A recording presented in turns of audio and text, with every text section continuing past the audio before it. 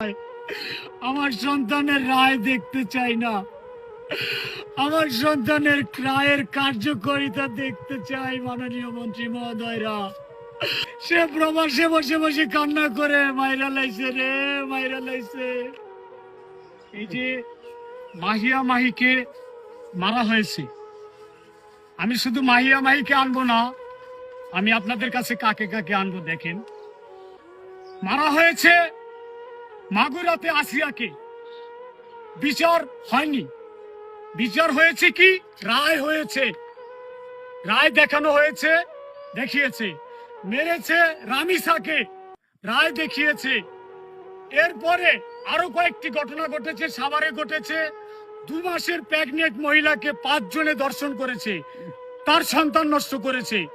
বিচার হচ্ছে না, জায়গায় জায়গায় দেখতেছি। আজকে এখানে ঘটেছে মাহিয়া মাহি, মাহিয়া মাহিকে মেরেছে। দেখুন কিভাবে মেরেছে তাকে।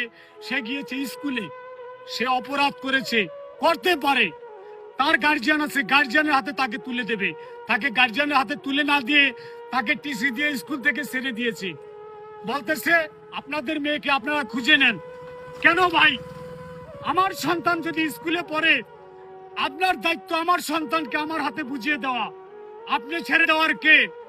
মাননীয় আইনমন্ত্রী সাহেব, আমি আপনার দুটো হাত পায়ে ধরে বলি, মাননীয় স্বরাষ্ট্রমন্ত্রী সাহেব আপনাদের হাতে পায়ে ধরি, মাননীয় শিক্ষামন্ত্রী সাহেব আপনাদের হাতে পায়ে ধরি, প্রবাসী কল্যাণ মন্ত্রণালয়ের মন্ত্রী সাহেব আপনার হাতে পায়ে ধরি।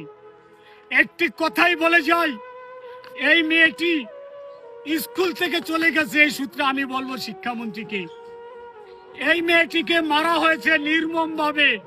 মেয়েটিকে দুটো টুকরো করে, তাকে এক টুকরা আরেক জায়গায় ফেলে রেখে, আরেক টুকরা গাছের সাথে ঝুলিয়ে রেখে, তাকে তার গায়ে অ্যাসিড দিয়ে ঢেলে দেওয়া হয়েছে। তার শুধু হাড্ডিগুলি দেখা যাচ্ছে, তার শরীরে কোনো মাংস নাই। শিক্ষামন্ত্রী সাহেব, মাননীয় স্বরাষ্ট্রমন্ত্রী সাহেব, আপনারও দৃষ্টি আকর্ষণ করছি। মাননীয় আইনমন্ত্রী সাহেব, হাতে পায়ে ধরে বলি, আপনার রায় দিয়েন না, রায় কার্যকর করেন দয়া করে। প্রবাসী কল্যাণ মন্ত্রণালয়ের মন্ত্রী সাহেব, আপনারা তো বলেন প্রবাসীরা রেমিটেন্স যোদ্ধা।